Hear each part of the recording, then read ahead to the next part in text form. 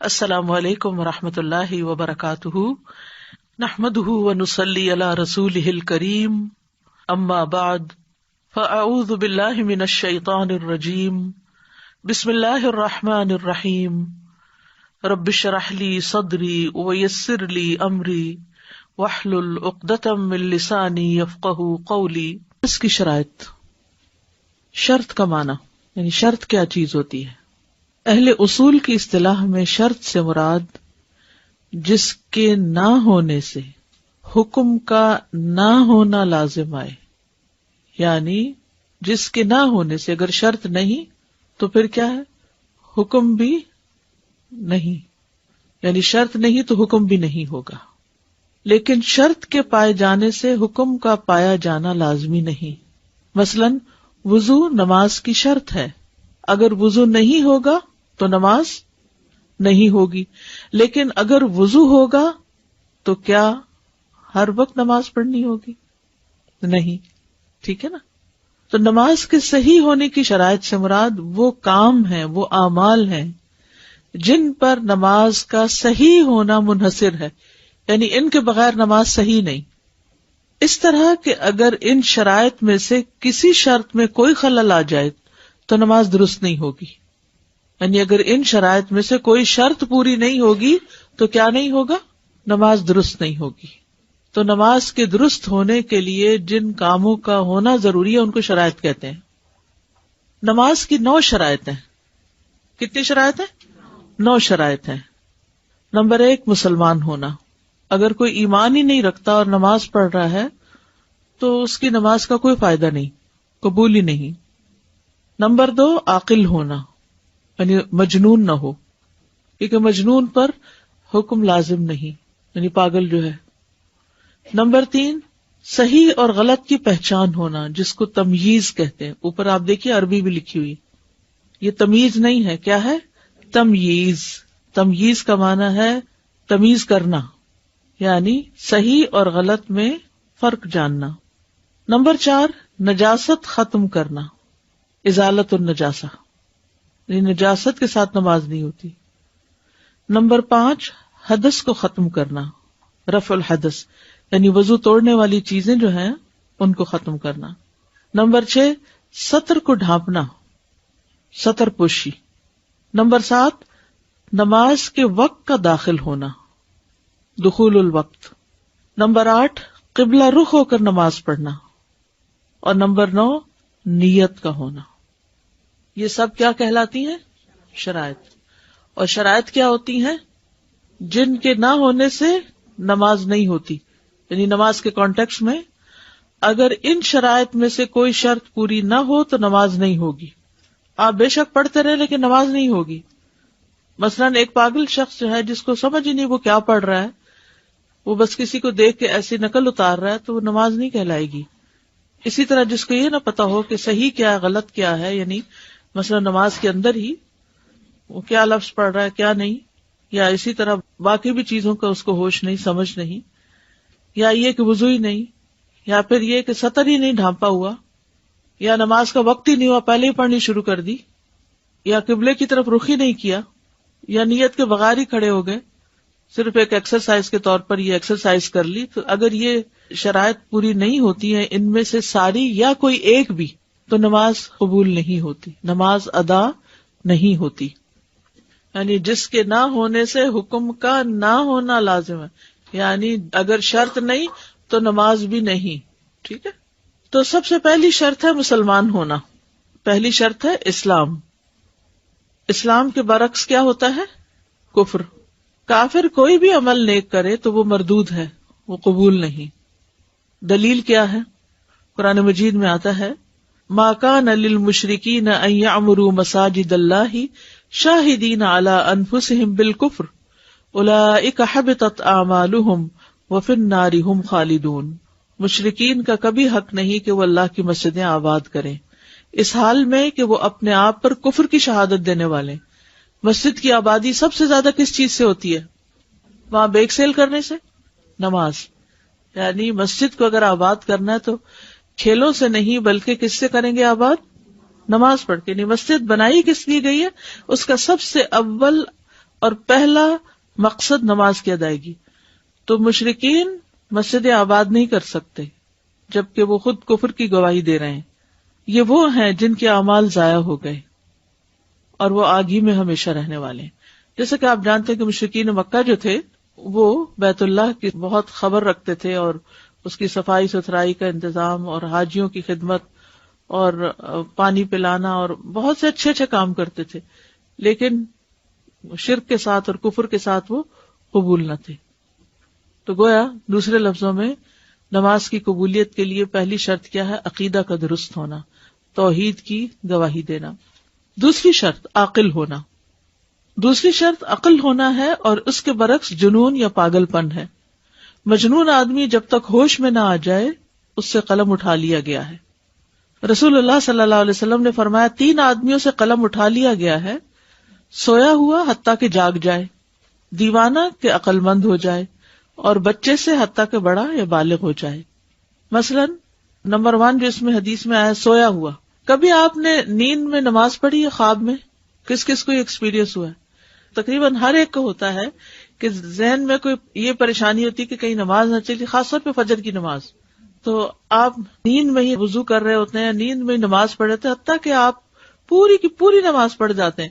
تو کیا بیدار ہو کے آپ کہہ سکتے ہیں میں نے تو نماز پڑھ لی، مجھے اچھی طرح یاد ہے میں نے پوری نماز پڑھی؟ تو کیا سوئے ہوئے کی نماز ہوگی؟ نہیں. دیوانہ حتیٰ کہ عقل مند ہو جائے اور بچے سے حتیٰ کہ بڑا بالغ ہو جائے. چھوٹے بچے بھی آ کے ماں کے ساتھ کھڑے ہو جاتے ہیں بغیر وضو کے اور ساری نماز والی حرکتیں پوری نماز پڑھ رہے ہوتے ہیں. تو ان کی نماز نہیں ہے. ٹھیک ہے تیاری ہے نماز کی، لیکن ہم یہ نہیں کہہ سکتے کہ اس نے تو یعنی کہ لازم ہونے سے پہلے یا واجب ہونے سے پہلے ہی نمازیں پڑھ لی تھی. نمبر 3 صحیح اور غلط کی پہچان ہونا. تیسری شرط تمیز ہے، یعنی صحیح غلط کی پہچان رکھنے والا، اور اس کی ضد بچپن ہے. اس کی حد 7 سال ہے.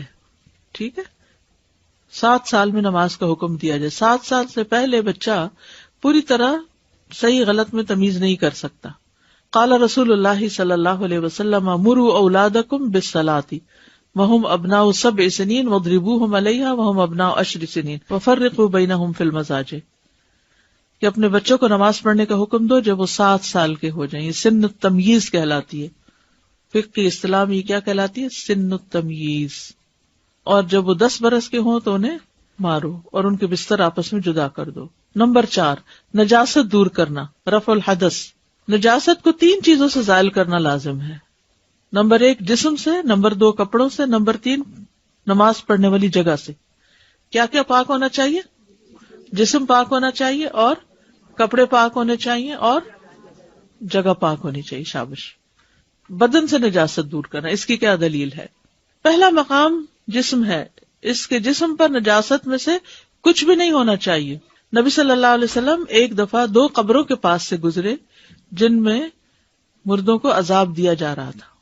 آپ نے فرمایا ان دونوں کو عذاب دیا جا رہا ہے، لیکن یہ عذاب کسی بڑی بات کی وجہ سے نہیں ہے. ان میں سے ایک پیشاب کی چھینٹوں سے پرہیز نہیں کرتا تھا. اب چھینٹے تو پڑ ہی جاتے ہیں، یعنی آپ جتنا بھی کوشش کریں، لیکن جب آپ یورین پاس کر رہے ہوتے ہیں تو کموڈ کے ساتھ ہی پیشاب ٹکرا کے واپس پلٹ کے آپ کے جسم پہ آ جاتا ہے. لیکن اگر آپ دھوتے نہیں ہیں اور اسی طرح نماز شروع کر دیتے ہیں تو یہ ٹھیک نہیں. تو وہ دھونا کب لازم ہے؟ جب نماز ادا کرنی ہو. یعنی ویسے بھی پاک صاف رہنا چاہیے لیکن نماز کی ادائیگی میں شرط ہے. اسی لیے آپ لباس ایسا پہنے کہ وہ ان چیٹوں سے بچ جائے جب آپ ٹوائلٹ یوز کر رہے ہوں. اور دوسرا چغلی کھاتا تھا. ایک روحانی نجاست میں مبتلا تھا اور ایک جسمانی نجاست میں. تو گندگی اور نجاست ایسی چیز ہے کہ جو انسان کے لیے دنیا میں بھی تکلیفوں کا باعث ہے اور آخرت میں بھی. اس میں آپ دیکھیے کہ یہ جنات اور یہ جو بری چیزیں انسان کے اوپر حملہ آور ہوتی ہیں، اس کی بھی ایک بنیادی وجہ پاک صاف نہ رہنا ہے. کیونکہ جنات کا مسکن کون سی جگہ ہوتی ہے؟ گھر میں ٹوائلٹس. اسی لیے تو ہمیں دعا سکھائی گئی، اللہم انی اعوذ بک من الخبث والخبائث. میرے خیال ہے یہ سب چیزیں آپ کو معلوم ہے، آسان ہے. اس وقت جو چیز آپ پڑھ رہے ہیں وہ کیا ہے؟ صرف دلائل دیکھ رہے ہیں. اور الحمدللہ آپ قرآن پڑھنے کے بعد ان سارے دلائل سے اپنی اپنی جگہ واقف بھی ہیں. اس میں کوئی نئی چیز نہیں، سب احادیث اور آیات آپ نے پڑھی ہوئی ہیں. اب صرف یہ ہے کہ ان کو اپنی اپنی جگہ پر رکھا جا رہا ہے اور اس علم کا فائدہ یہ ہوتا ہے کہ انسان لیطمئن قلبی، انسان کے اندر ایک اطمینان ہوتا ہے، شرح صدر ہوتا ہے کہ میں یہ کام کر رہا ہوں تو کیوں کر رہا ہوں. پھر کپڑوں سے نجاست دور کرنا. قرآن مجید میں آتا ہے وَثِيَابَكَ فَطَهِّرْ، اور اپنے کپڑے پس پاک رکھو. حضرت اسماء روایت کرتی ہیں کہ ایک عورت نبی صلی اللہ علیہ وسلم کے پاس آئی اور پوچھا ہم میں سے کسی کے کپڑے کو حیض کا خون لگ جاتا ہے تو وہ اس کے بارے میں کیا کرے. آپ نے فرمایا اسے خرش ڈالے، پھر پانی ڈال کر اسے رگڑے، پھر اس پر پانی بہا دے، دھو لے، پھر اس میں نماز پڑھ لے. ٹھیک ہے، یعنی پیریڈز کا خون اگر کسی کپڑے میں لگ جائے تو صرف اتنا حصہ، سارا کپڑا بھی دھونے کی ضرورت نہیں. جیسے خاص طور پہ شادی وادی کے اچھے فینسی سوٹ ہوتے ہیں تو پورا دھونے کی نہیں ضرورت. حائضہ کا پسینہ پاک ہوتا ہے، لعاب دہن پاک ہوتا ہے. صرف اگر جس جگہ پر خون لگا ہے اس جگہ کو اچھی طرح مل کے، خرشنے کا مطلب کیا ہے، یہ جو دو ناخنوں کے بیچ میں ہم اس کو اچھی طرح رگڑتے ہیں، رگڑ کے اس کو اچھی طرح دھو لے، پھر پانی ڈال کر اسے رگڑے. یعنی پہلے اگر ڈرائی اس میں سے بلڈ کے اوپر تھک ہے کچھ تو اتار دے، پھر پانی ڈال کے رگڑے، پھر اس پر پانی بہا دے، پھر اس میں نماز پڑھ لے. صابن لگانے کا بھی حکم نہیں ہے. آپ کے پاس اگر صابن نہیں ہے، کئی دفعہ ایسا ہوتا ہے سفر میں ہوتے ہیں نہیں ہوتا، کپڑا وہی ہے، تو ایسی صورت میں آپ اس کو بس دھو کے صاف کر لیں اور باقی کپڑے میں نماز. ہمارے ہاں کتنی مسکنسپشن ہے کہ لوگ بیڈ شیٹس تبدیل کرتے ہیں اور اپنے گرم کپڑے دھو رہے ہوتے ہیں، کوٹ بھی اور چادریں اور ہر چیز اپنے آپ کو سخت مشقت میں ڈالتے ہیں، کیا سوچ کے پاکی اختیار کریں.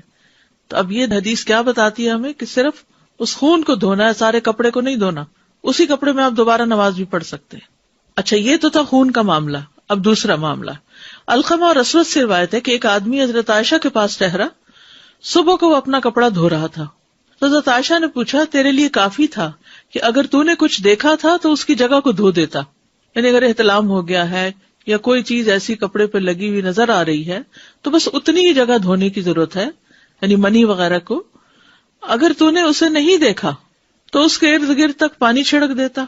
میں نے اپنے آپ کو اس حال میں دیکھا کہ میں اس مادہ منویہ کو، یعنی منی جو ہے، رسول اللہ صلی اللہ علیہ وسلم کے کپڑے سے اچھی طرح کھرچتی تھی، پھر آپ اسی کپڑے میں نماز پڑھتے تھے. یعنی منی جو ہے وہ ناپاک نہیں ہے، وہ اگر سوکھ جائے کپڑے پہ لگ کے تو ایسا ہی ہے جیسے انسان کے جسم سے نکلی ہوئی بلغم. ٹھیک ہے، تو اس کو سوکھی ہوئی کو رگڑ کے، خشک ڈرائی کو جھاڑ کے صاف کر کے اس میں دوبارہ بھی نماز پڑھی جا سکتی. یعنی اتنا آسان ہے یہ دین. ٹھیک ہے، اور یہ صحیح مسلم کی روایت ہے. پھر نجاست کو دھونا. حسن بصری اپنی والدہ خیرہ جو ام سلمہ کی لونڈی تھی ان سے روایت کرتے ہیں کہ انہوں نے ام سلمہ کو دیکھا کہ وہ لڑکے کے پیشاب پہ پانی بہا دیتی تھی جب تک وہ کھانا نہ کھاتا، اور جب کھانا کھانے لگتا تو اسے دھوتی. بہا دیتی سے مراد کیا ہے؟ جیسے چھڑک دینا یا اس کو یعنی پوری طرح نچوڑ کے نہیں دھونا. ٹھیک ہے، صرف پانی ڈال دینا. اور لڑکی کے پیشاب کو دونوں صورتوں میں دھوتی تھی کیونکہ وہ ایک جگہ ہوتا ہے، دھونا آسان ہوتا ہے. لڑکے کا پیشاب اڑ کے کئی سارے کپڑے پہ چلا جاتا ہے تو اس کے اوپر چھینٹے ڈال کے بھی اس کو صاف کیا جا سکتا ہے، یعنی اس کو پورا کمپلیٹ دھونا جو ہے وہ ضروری نہیں. لیکن شرط کیا ہے؟ جب تک کہ وہ دودھ پیتا ہو. جب وہ سالڈز پہ آ جائے، جیسے آفٹر 4 months آپ بچوں کو کچھ کھانے پینے کو دیتے ہیں تو اس صورت میں پھر نہیں. یعنی پہلے تو یہ روٹی کے ٹکڑا وہ تو بچے بعد میں پکڑتے تھے، اب تو ہم خود ان کے منہ میں ڈالنا شروع کر دیتے ہیں، سیریل وغیرہ. تو جب سیریل دینے لگے یا آپ ان کو کوئی بھی چیز سالڈ دینے لگے تو پھر اس پیشاب کو دھونا ہوگا. نجاست کو دھو کر اسی کپڑے میں نماز پڑھنا اگرچہ نشان باقی رہے. یعنی بعض اوقات ہم دھوتے ہیں لیکن اس کے باوجود بھی کاٹن ہے مثلاً تو اس پہ بلڈ کا جو اسپاٹ ہے وہ پھر بھی نظر آ رہا ہے.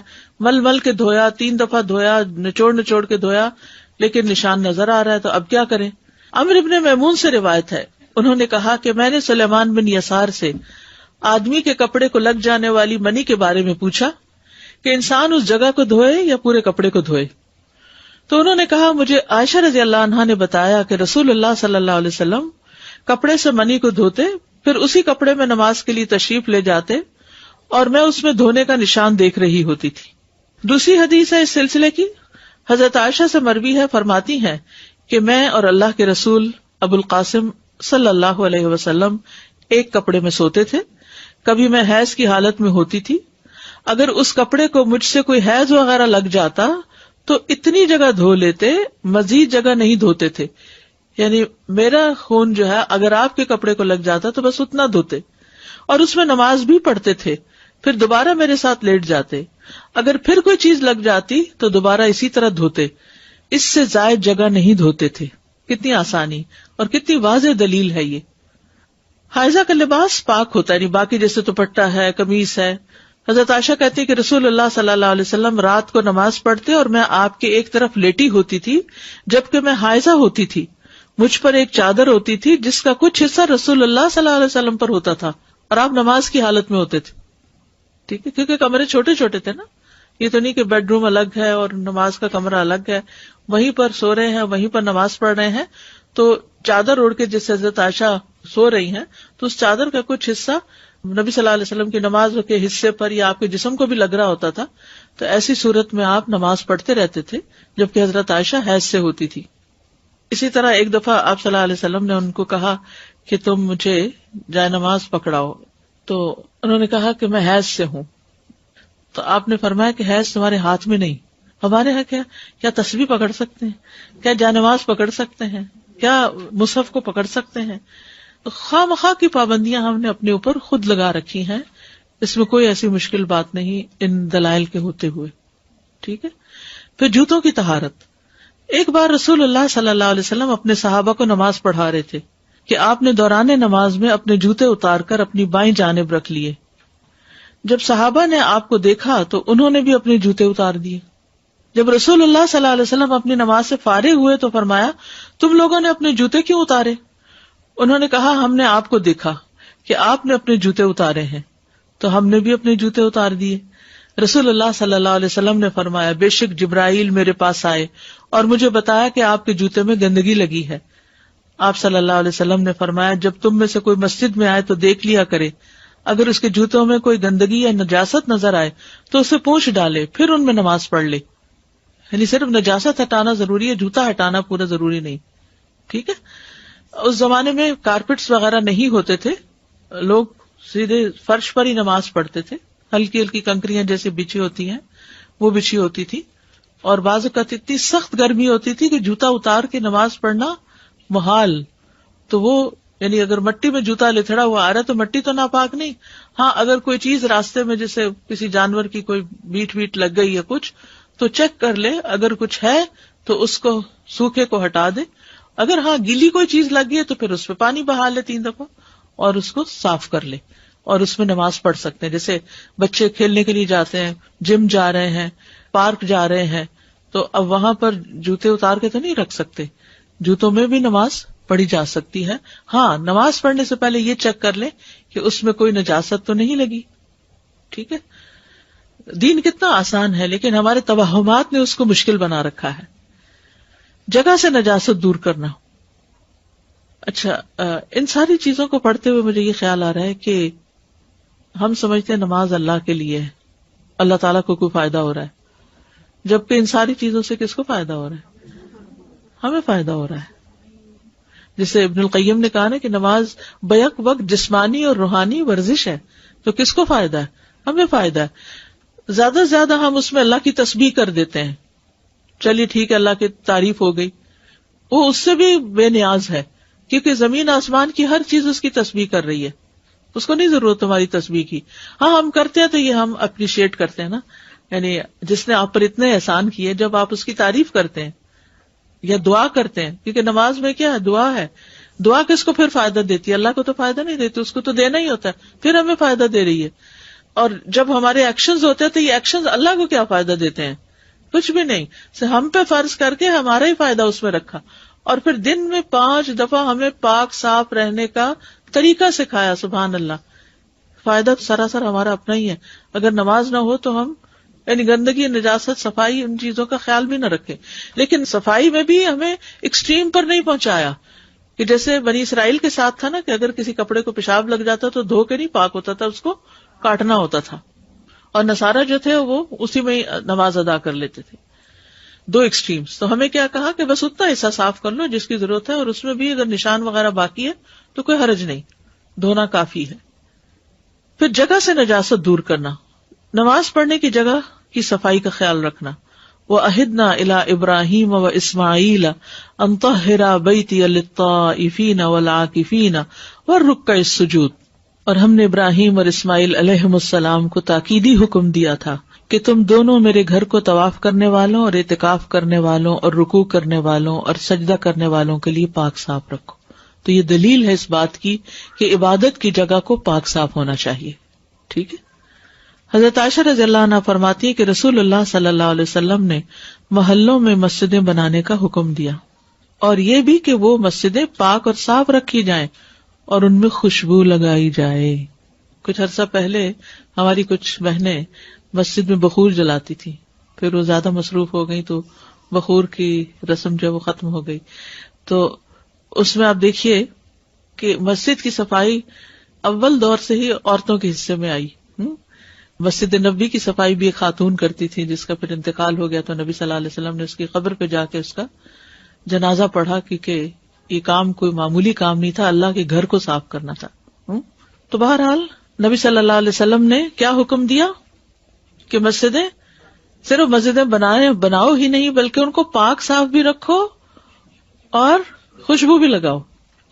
پاک صاف رکھو، پاک اور صاف بھی، صرف پاک نہیں صاف بھی. اور صفائی کے لیے ہر کچھ عرصے کے بعد کارپیٹس کو دھلنا چاہیے تاکہ اندر گئے ہوئے جو جراثیم وغیرہ ہیں اور جو ڈسٹ وغیرہ ہے وہ بھی پوری طرح نکل جائے. اور اسی طرح یہ کہ خوشبو لگائی جائے. مسجد میں انسان جائے تو ایک فیلنگ آئے کہ ہاں یہ کہ مسجد کے اندر. اسی لیے مسجد کے اندر پیاز اور لہسن اور یہ چیزیں کھا کر جانے سے منع کیا گیا، کیونکہ اس سے مسجد کی صفائی اور پاکیزگی کے اندر فرق آتا ہے. پھر نجاست کو دھونا. انس بن مالک کہتے ہیں نبی صلی اللہ علیہ وسلم نے ایک دیہاتی کو دیکھا جو مسجد میں پیشاب کر رہا تھا. آپ نے فرمایا ایسے کچھ نہ کہو، حتیٰ کہ جب وہ فارغ ہو گیا تو آپ نے پانی منگوایا اور اس پیشاب پر بہا دیا، یعنی وہ فرش صاف کر دیا گیا. تو اگر کبھی کوئی بچہ یا کسی سے بھی کوئی ایسی چیز ہو جائے مسجد کے فرش پر تو اس جگہ کو صاف کر لینا چاہیے. کارپیٹ کا صرف وہ حصہ صاف کر لیا جائے، سارا کارپیٹ اٹھا کے باہر لے جا کے دھونے کی ضرورت نہیں ہے. ٹھیک ہے.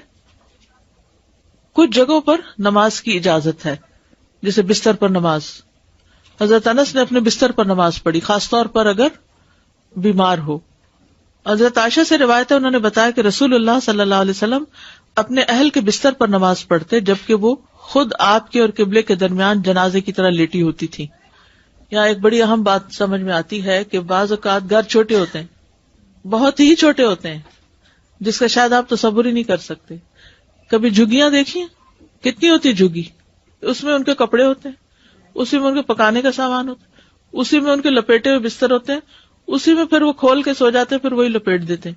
اب اگر بچے سو رہے ہیں کہ جھگی والے کے 5 بچے ہیں اور وہ بچے سو رہے ہیں اور قبلہ بھی اسی طرف ہے اور سردی کا موسم ہے، باہر بھی نہیں نکل سکتا، اور اس نے اگر نماز پڑھنی اور بچے سامنے پڑھے تو کوئی حرج نہیں. ہمارے ایسو کہتے نہیں آگے کوئی جنازہ ہے. یہ نہیں، جنازہ تو جنازہ ہی ہے، وہ تو زندہ انسان کا نہیں ہوتا، مردہ کا ہی ہوتا ہے. تو یہ نہیں کہ جان بوجھ کے لیٹ جائے کوئی نمازی کے آگے آ کے، لیکن اگر ضرورتاً کوئی لیٹ گیا ہے تو کیا ہوگا، نماز ہو جائے گی. ازواج مطہرات کے کمرے جو تھے بہت چھوٹے تھے، تو حضرت عائشہ سامنے لیٹی ہوئی ہیں اور بستر کا ایک حصہ ان کے نیچے اور بستر کا دوسرا حصہ باہر کو ہے، جس پر آپ صلی اللہ علیہ وسلم کھڑے ہو کر نماز پڑھ رہے ہیں. کیونکہ بستر سے مراد یہ نہیں کہ پلنگ پہ ہی چڑھ کے نماز پڑھی جائے، پہلے تو ایسے تخت پوش بھی ہوتے تھے، لیکن یہ کہ نیچے زمین پر بھی اگر بستر بچھا ہوا ہے اور آپ کو اس پر نماز پڑھنی ہوتی. عام حالات میں تو ہمارا بستر نیچے نہیں ہوتا یا ہم بستر پر نہیں کھڑے ہو کر نماز پڑھتے، لیکن کبھی مہمان گھر میں آ جائیں تو کیا ہوتا ہے، بستر آ جاتے ہیں نا نیچے. اب وہ ایک ہی لمبی چیز بچھائی ہوئی ہے یا پھر شیٹ بچھائی ہوئی ہے، تو اب آپ کہیں کہ یہ شیٹ لپیٹو اور مجھے ادھر جائے نماز ہی ڈالنی ہے تاکہ میں نماز پڑھوں، تو اس تکلف کی کوئی ضرورت نہیں. جہاں بھی آپ کو موقع ملے پڑھ لیں. ہاں اگر میٹرس بچھا ہوا ہے تو میٹرس پہ نماز نہیں پڑھے کیونکہ وہ نرم ہے. بس اتنی سی بات ہے. فوم کی جائے نمازیں نکلی ہوئی ہیں تو پھر ان پہ پڑھنا ٹھیک نہیں ہے، ان پہ نہیں پڑھنا ٹھیک. آپ اس طرح کریں کہ ذرا سا آگے ہو کے نیچے کارپیٹ دوسرا نارمل کارپیٹ پہ یا لکڑی کا فلور ہے تو اس پہ پھر سجدہ کریں. باقی آپ کے گھٹنے اور ہاتھ اور وہ سب ٹھیک ہے, کیونکہ عمر کے ساتھ ساتھ انسان کے جو گھٹنے ہیں ان کو سخت زمین پہ مشکل ہوتی ہے بچھانا, تو پڑھ سکتے ہیں. ہم نے ابھی پڑھا کہ ابراہیم اور اسماعیل علیہ السلام کو اللہ نے مسجد صاف رکھنے کا حکم دیا, تو یہ کتنا بڑا عمل ہے کہ اس کو پیغمبروں کو حکم دیا گیا, اور ہم اس کو کیا سمجھتے ہیں؟ ہم سمجھتے شاید یہ کوئی کسی کو کمتر درجے کا کام ہے. مجھے تو ہمیشہ اس سے ہوتا ہے کہ آپ نے اس خاتون کے جس کو آپ کو بتائے بغیر جنازہ پڑھ دیا گیا, رات کو ہی دفنا دیا گیا, کہ آپ کو کیا تکلیف دینی ہے, معمولی سی عورت تھی, صفائی وغیرہ ہی کرتی تھی کیا, لیکن نہیں, آپ نے اس کو اتنا آنر بخشا. اور یہ بہت بڑی مثال ہے اور اتنی انکریجنگ ہے کہ کتنا بڑا ریوارڈ ہے اس شخص کا کہ جو مسجد کی کیئر کرتا ہے, چاہے وہ ایک کالی حبشی عورت ہی اس اعتبار سے تھی کہ جس کا کوئی گھر بار شاید نہیں تھا اور مسجد کے پاس ہی کہیں رہتی تھی اور لک آفٹر کرتی تھی. تو دنیا میں کسی کا اسٹیٹس نہ بھی ہو, لیکن اس کا کام اور خاص طور پر اخلاص سے کیا ہوا کام اللہ کو اتنا پسند آ جائے کہ اللہ کے نبی اس کو اتنا بڑا آنر بخشیں اتنی مصروفیت کے باوجود. جی میرا سوال ہے کہ جیسے حیض کی حالت میں عورت مسجد میں انٹر ہو سکتی ہے؟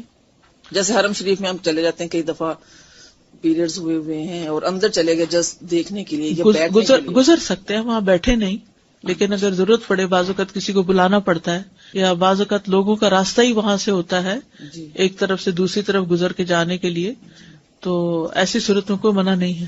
اور دوسرا کہ طواف جو ہے وہ ہم چپل پہن کے جو اپنے گھر سے یہاں سے اسپنج کی چپل لے جاتے ہیں, جی صاف ہو تو جی بالکل. ابھی آپ نے آج کل تو ریسنٹلی خاص طور پر دیکھا ہوگا جب سے ایکسٹینشن ہوئی ہے, الحمدللہ کافی سالوں سے جانے کا اتفاق ہوا, تو اس میں یہ کہ پہلے تو ہارڈلی کبھی کسی کو ایسے دیکھا تھا, لوگ چمڑے کے موزے پہنتے تھے, لیکن ریسنٹلی 1-2 سال سے میں نے نوٹ کیا کہ کراکس کے چپل جو ہیں کراکس کے جی وہ لوگ پہن کے طواف کر رہے ہوتے ہیں, کوئی منع بھی نہیں کرتا. اور صاف ستھرے اگر جوتے یعنی اس طرح کے چپل ربڑ کے کہ جو آپ نے باہر کہیں کسی گندی جگہ نہیں بھی پہنے, تو الحمدللہ آپ پہن کے طواف کر سکتے ہیں, منع نہیں ہے. بس اصل میں صفائی اور طہارت کا لحاظ رکھنا ہے, یعنی ایک مٹیریل جس سے آپ کا شلوار بنی اور ایک مٹیریل جس سے آپ کا جوتا بنا, تو کوئی حرج نہیں ہے. اگر وہ ربڑ کا بنا ہے اور یہ کپڑے کا ہے کر سکتے ہیں. Thank you.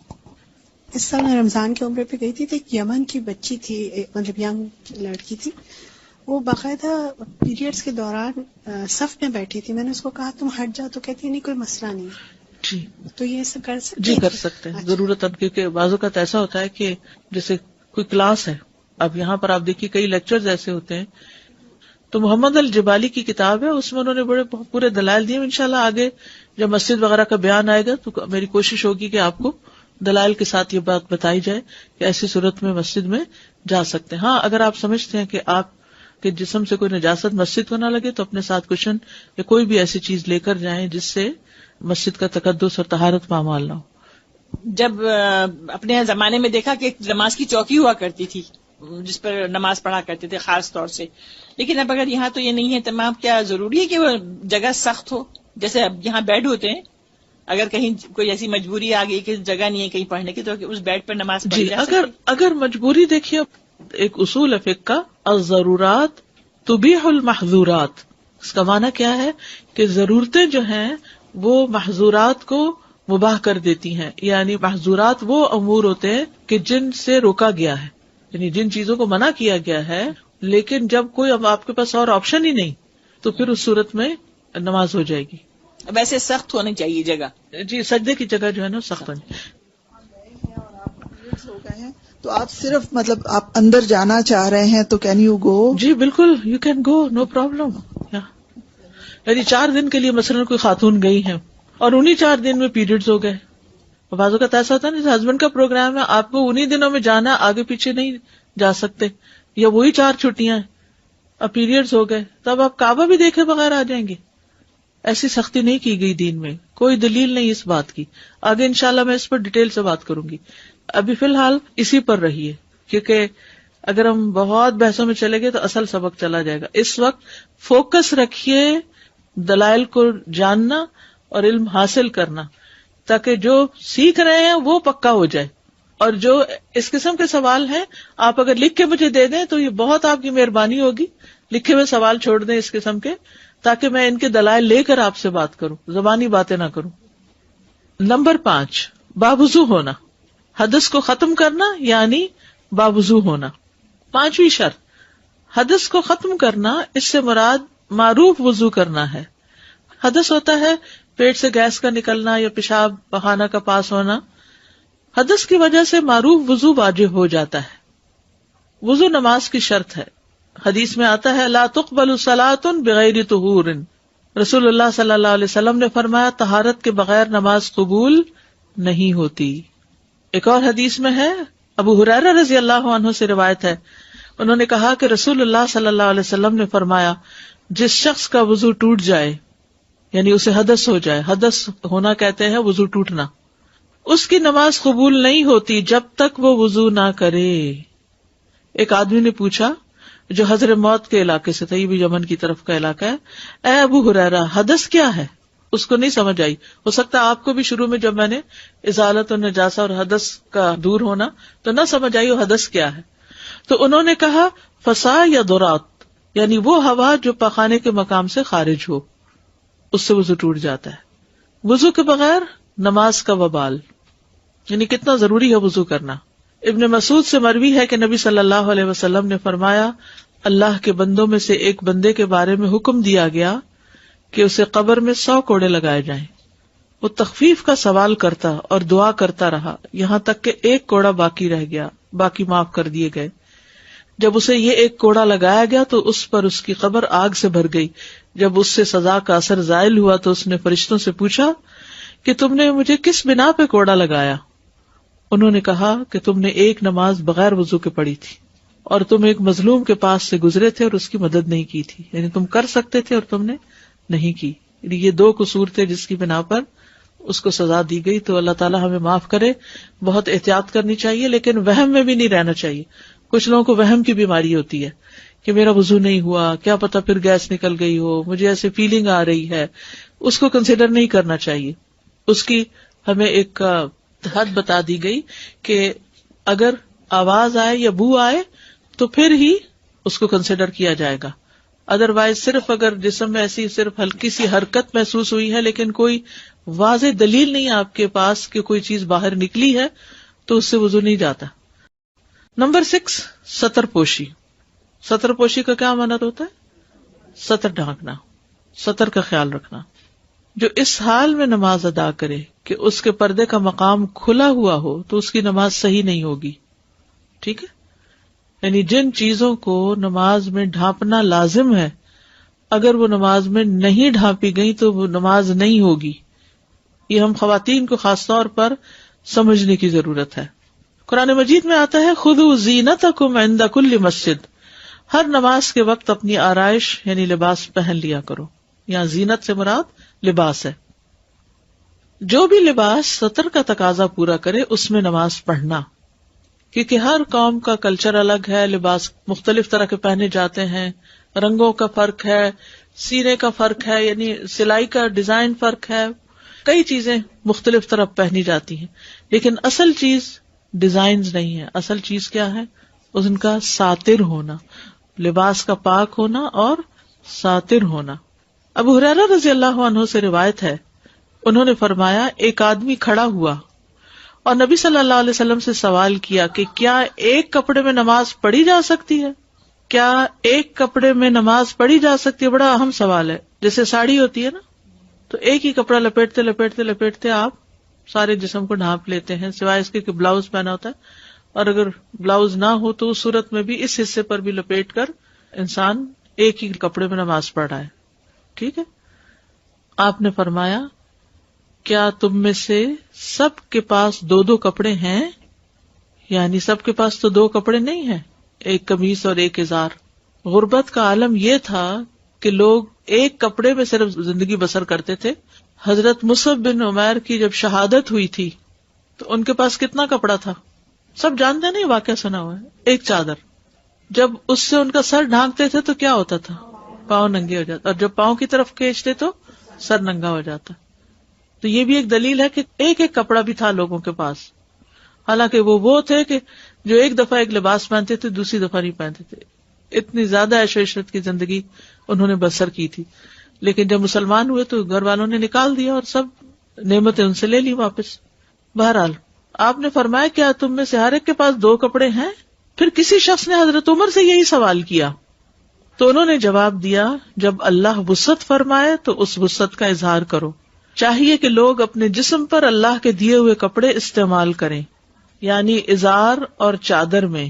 ازار کس کو کہتے ہیں؟ نیچے کا تہبند، اور چادر جو اوپر، جیسے احرام کو سوچ لیجیے، احرام میں جیسے 2 چادریں ہوتی ہیں. اور قمیص میں، ازار اور قبا میں. قبا کیا ہوتی؟ جو اوپر سے اوور کوٹ کی طرح پہنتے.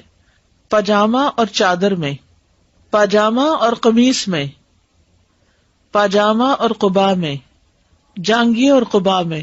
یہ جانگیہ چھوٹا ہوتا ہے نا، انڈر ویئر چھوٹا ہوتا ہے، لیکن اس کے اوپر اگر لانگ ڈریس پہنا ہوا ہے تو اٹس اوکے. لمبا پاجامہ اس کے نیچے ضروری نہیں. جانگیے اور قمیص میں نماز پڑھے. قمیص یعنی لمبی ہو نیچے تک اور اندر صرف انڈر ویئر پہنا ہوا ہے اور ایک کپڑا ہے.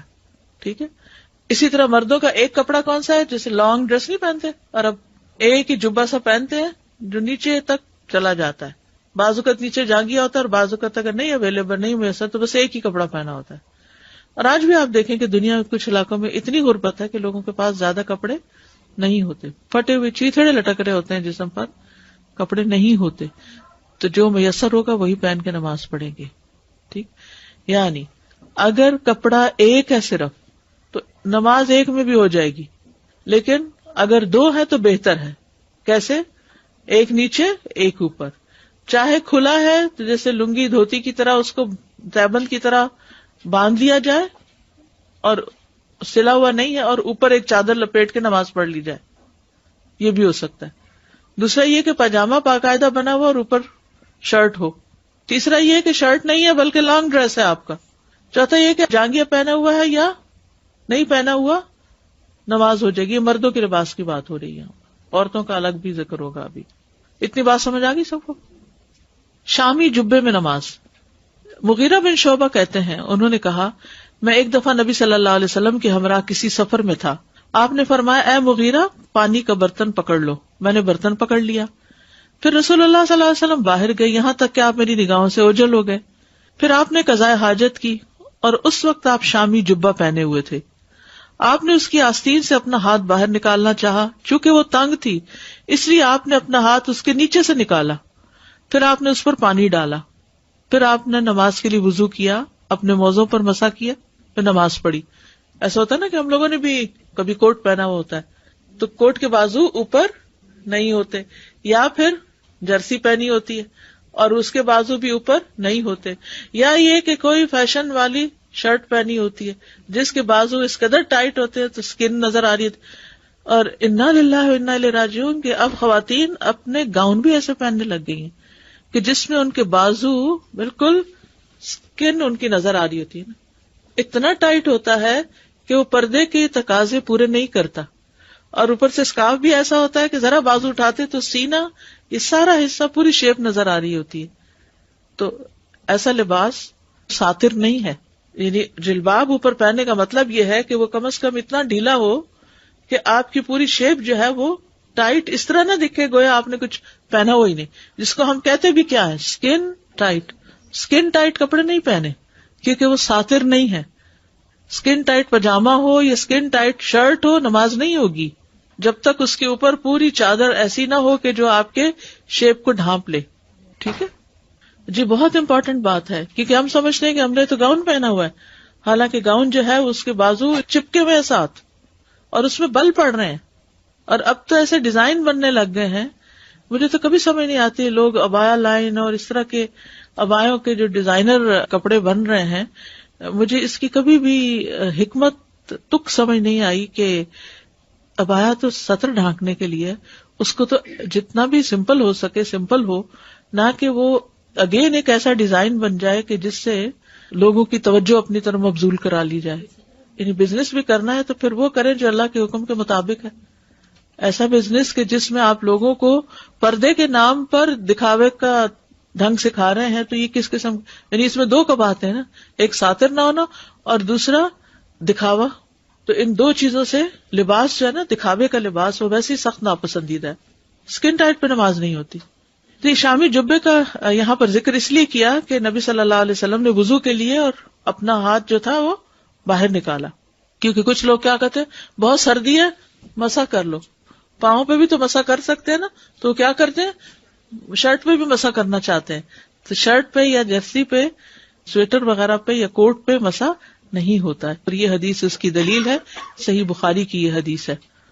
تو یہ سطر کا لحاظ رکھنا نماز میں بے حد ضروری ہے.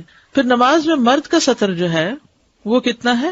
ابو ہریرہ رضی اللہ عنہ سے مروی ہے کہ رسول اللہ صلی اللہ علیہ وسلم نے فرمایا، تم میں سے کوئی شخص اس طرح ایک کپڑے میں نماز نہ پڑھے کہ اس کے کندھوں پر کچھ بھی کپڑا نہ ہو.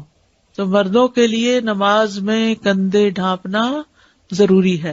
یہاں ایک اہم بات کا خیال رکھیے گا کہ عام حالات میں تو مردوں نے کپڑے پہنے ہوتے ہیں، نماز پڑھ رہے ہوتے ہیں، ٹھیک ہے.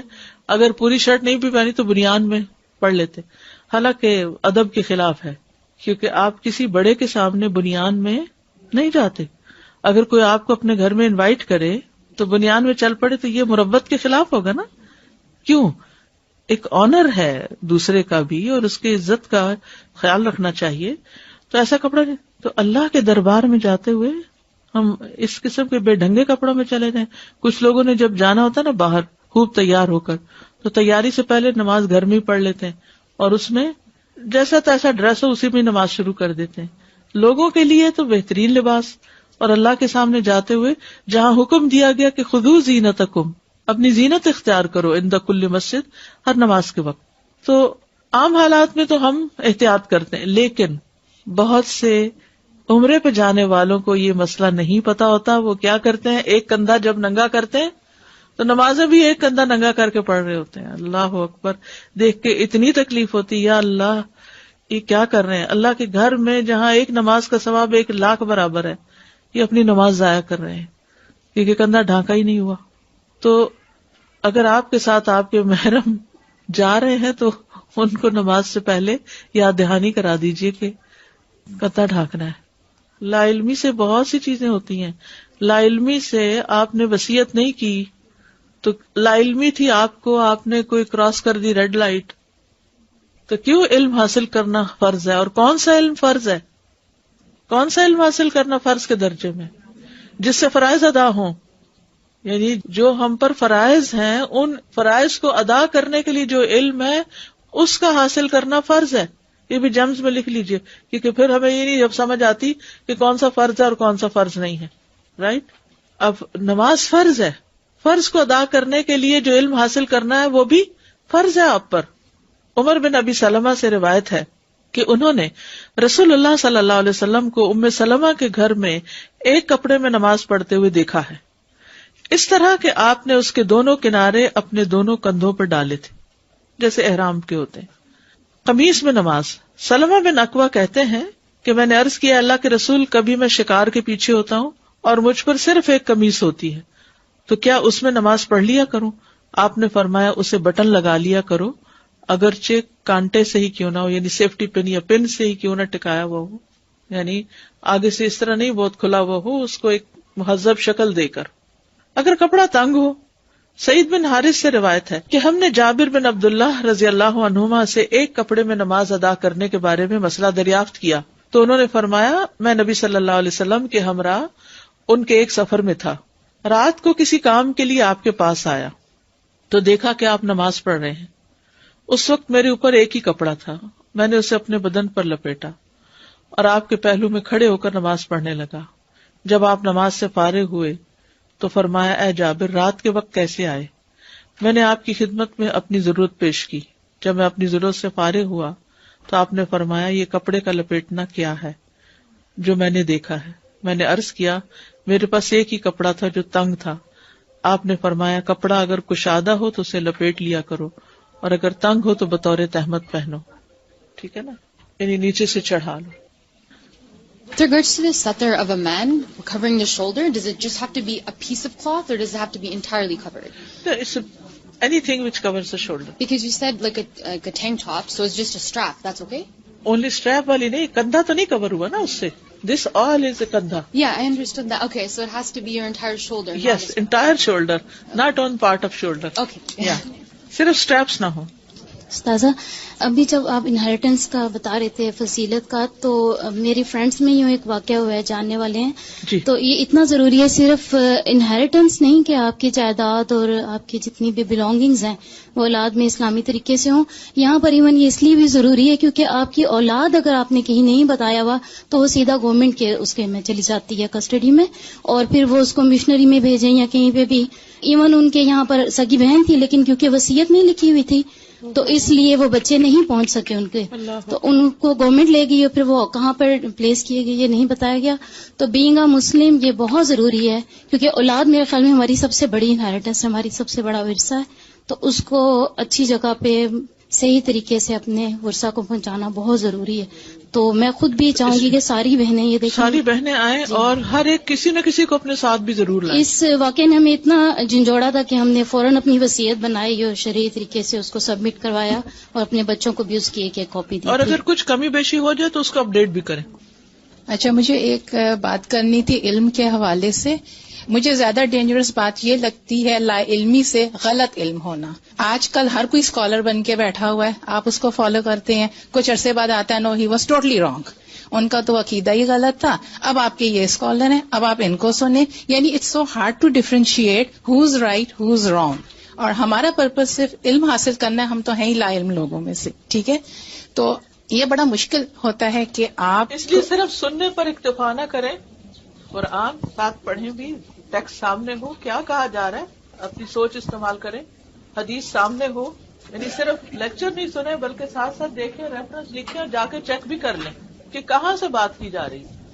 میں پوچھنا چاہیے تھی جیسے انڈرویئر وغیرہ ہوتی ہے تو اور کپڑوں کے ساتھ دھو سکتے ہیں, بچوں کی بھی بڑوں کی بھی؟ جی دھو سکتے ہیں, بالکل دھو سکتے ہیں. وہ تو پانی کئی دفعہ نکلتا ہے اور سب پاک ہو جاتا ہے. اب اس میں بھی آپ دیکھیے نا کہ اگر انڈر ویئر الگ دھلنے لگے تو کتنی مشقت ہو جائے. نماز میں عورت کا ستر, عورت کا لباس. حضرت عائشہ رضی اللہ عنہا سے روایت ہے کہ نبی صلی اللہ علیہ وسلم نے فرمایا, اللہ کسی بالغ عورت کی نماز اوڑھنے کے بغیر قبول نہیں فرماتا, یعنی دوپٹے کے بغیر, بخمار. اس میں بالغ کے لیے اوپر لفظ آپ دیکھیے عربی کا, لا يقبل اللہ صلاۃ حائض, وہ عورت جس کو حیض آ جائے, وہ لڑکی. تو اس سے یہ بات یاد رکھیے کہ جن بچیوں کو حیض آ جاتا ہے, چاہے 10 سال کی ہیں یا 11 سال کی ہیں, وہ بالغ کے احکام میں آئیں گی, ان پر نماز اور پردہ لازم ہے. اور پھر نماز میں پراپر سطر کا ڈھانکنا بہت ضروری ہے, خمار ضروری ہے. مردوں کے لیے کندھوں تک ڈھانکنا ضروری ہے, ٹوپی ضروری نہیں ہے, کیونکہ بعض لوگ ٹوپی لازم کرتے ہیں اور اس پہ ناراض ہوتے ہیں, ڈانٹ ڈپٹ بھی کرتے ہیں. جس چیز کی تاکید آئی ہے وہ کندھوں تک, لیکن لڑکیوں کے لیے سر بھی ڈھانکنا ضروری ہے. اچھا, اب یہاں اس حدیث سے ایک اور بڑا اہم لطیف مسئلہ نکلتا ہے. بہت سی خواتین جب قرآن میں پڑھتی ہیں نا, وَلْيَضْرِبْنَ بِخُمُرِهِنَّ عَلَى جُيُوبِهِنَّ, چاہیے کہ وہ اپنے خمار اپنے سینوں پہ ڈالیں. تو وہ یہ حجت کرتی ہیں کہ قرآن مجید میں صرف سینہ ڈھانکنے کا حکم ہے, سر ڈھانکنے کا حکم نہیں. ٹھیک ہے, ایک بات کبھی سنی آپ نے؟ جی, یہ بہت عام دلیل دی جاتی, سینہ ڈھانکنے کا حکم ہے, سر ڈھانکنے کا کہاں حکم ہے؟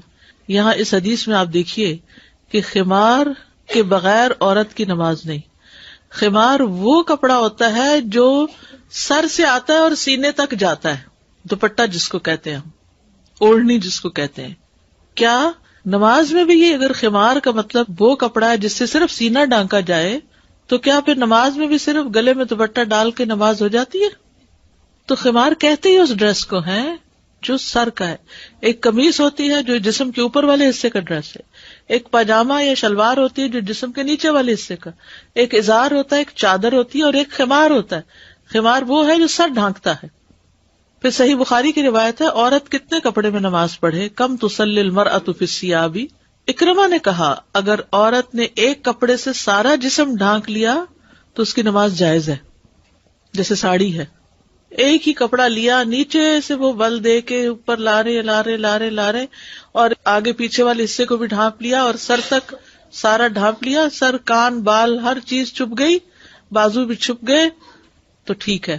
یا اسی طرح کوئی ایک بڑی سی چادر لی, جیسے آج کل نماز کی چادریں بنی ہوئی ہیں, اور کسی بھی وجہ سے فار سم ریزن نیچے کچھ بھی نہیں پہنا ہوا, صرف ایک وہ اوپر سے نماز کی چادر ڈال کے اس میں نماز پڑھی اور اندر سے کچھ بھی نہیں ہے تو بھی نماز ہو جائے گی. ایک کپڑے میں بھی نماز ہو جائے گی. اس کا یہ مطلب نہیں کہ ایسی کوئی انسان کے کہ بس یہی کافی ہے, نہیں. کبھی ایسا بھی ہوتا ہے کہ کپڑے دھو کے, یعنی ہر ایک کے پاس ہماری طرح وارڈروب بھرے ہوئے نہیں ہیں. کچھ لوگوں کے پاس اتنے ہی کپڑے ہوتے ہیں کہ وہ دھو کے دھوتے ہیں, سکھاتے ہیں, پہنتے ہیں. بس میں نے خود اپنے علمی زمانے میں یہ نہیں کہ افورڈ نہیں کر سکتے, جان بوجھ کے کم کپڑے رکھے. میرے پاس صرف 3 جوڑے ہوتے تھے, ایک دھوتی تھی, ایک پہنتی تھی, اور ایک ایکسٹرا رکھا ہوتا تھا جسٹ ان کیس. لیکن اگر بارش ہو گئی تو پھر مشکل ہو جاتی تھی. میرا یہ ہوتا کہ جب نہانے کے ساتھ ہی اپنا کپڑا دھو لیا اور دوسرا پہن لیا اور بات ختم, تاکہ نہ زیادہ چیزیں ہوں, نہ سنبھالنی پڑے, اور نہ ہی ان میں وقت لگے, نہ جان لگے, نہ ذہن سوچ بھی نہ لگے. کیونکہ ہماری زندگی کا ایک بڑا حصہ ہماری دماغی صلاحیتیں, قوتیں ان چیزوں کو مینٹین اور مینج کرنے میں گزر جاتی ہیں. ایکسٹراز کو بوجھ اٹھائے ہوئے ہیں ہم نے. خیر, اب آپ دیکھیے, یہ ہو سکتا ہے کہ آپ کے پاس ٹوٹل 3 جوڑے ہیں, 2 آپ نے دھو کے باہر ڈالے تھے, رات کو آ گئی بارش اور وہ دونوں بھیگ گئے, اور اب ہے سردی.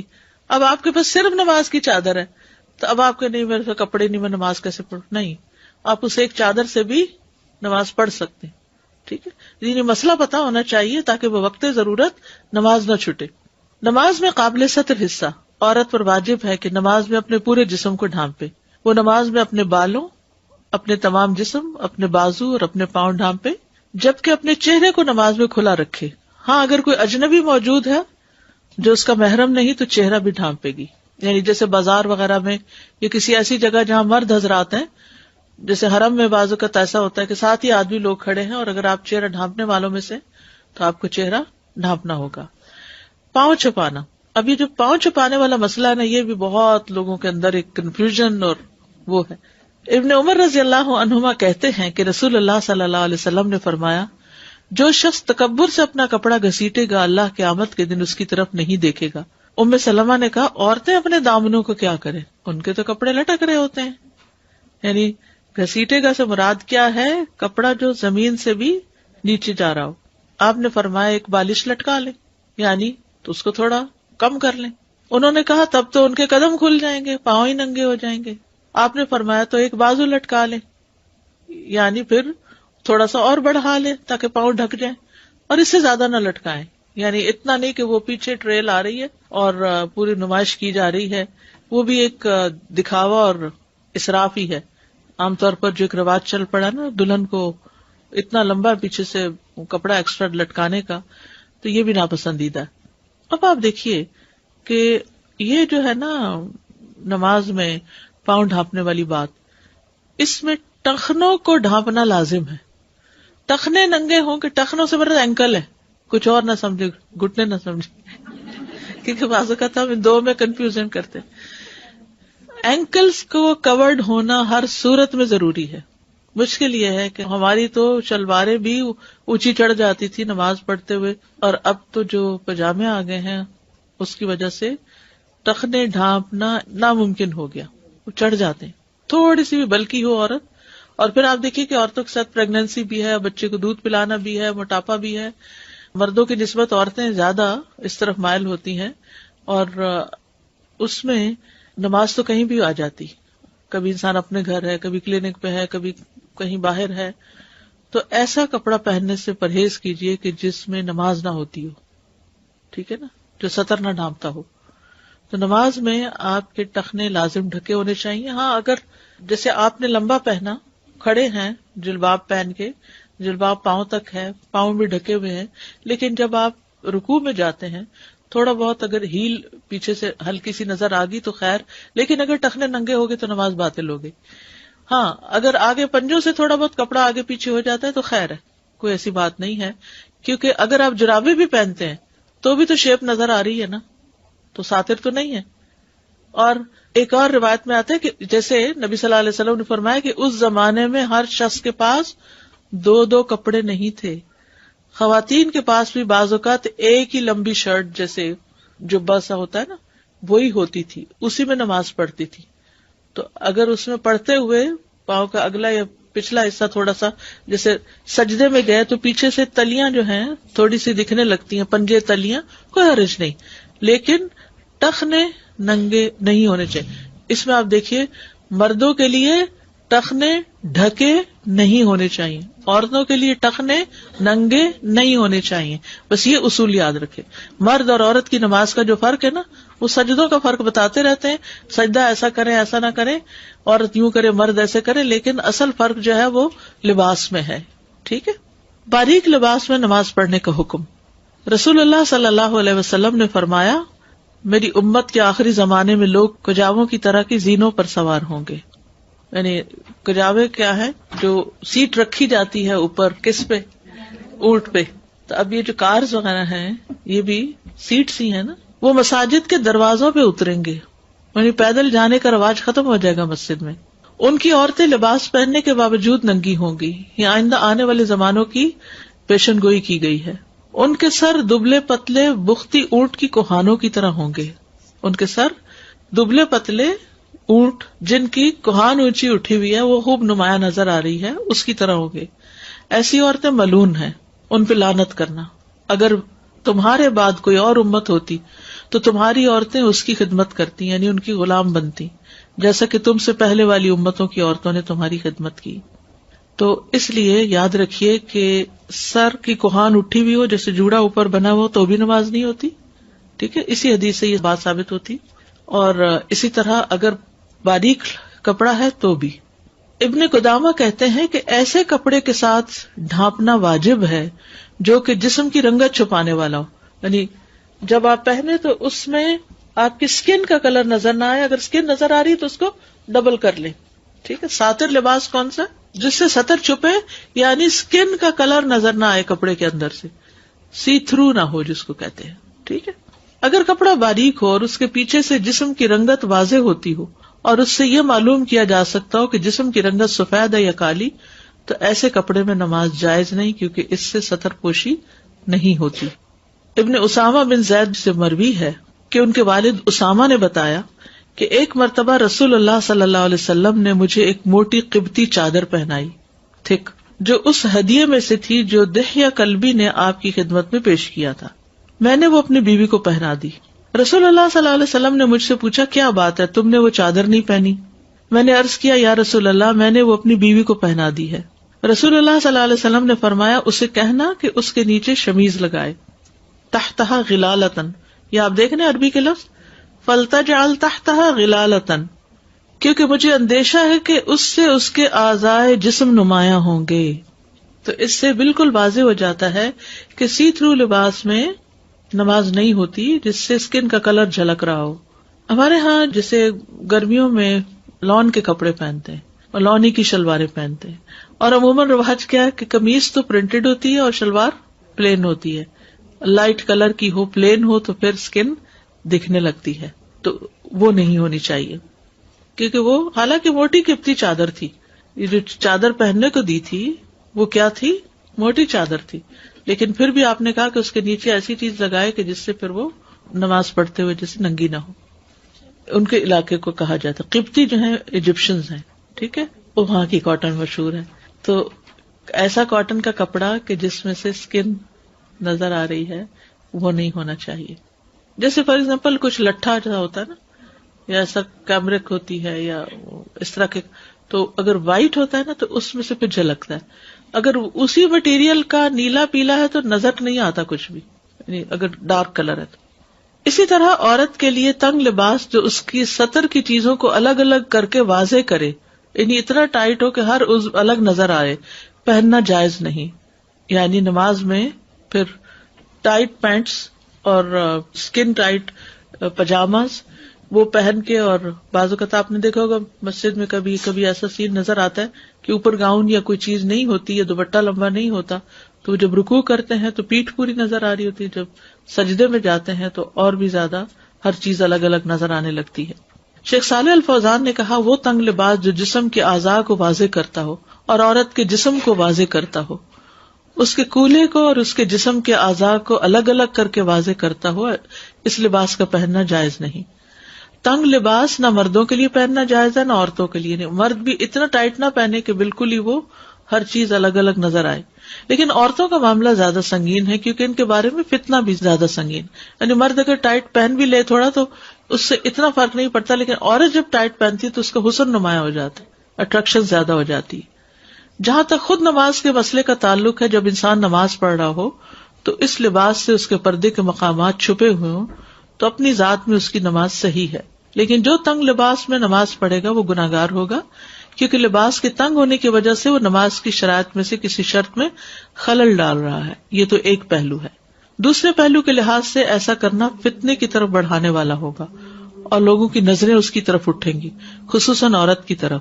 تو عورت کے لیے ضروری ہے کہ وہ اپنے جسم کو ایسے کپڑے کے ساتھ چھپائے جو لمبا, مکمل اور وسیع ہو اور اسے ڈھانپتا ہو, اور اس کے جسم کے اعضاء میں سے کسی عضو کو ظاہر نہ کرتا ہو, نہ نگاہوں کو اپنی طرف متوجہ کرتا ہو, نہ باریک ہو, نہ ہی ایسا کپڑا ہو جس کے آر پار کچھ نظر آتا ہو.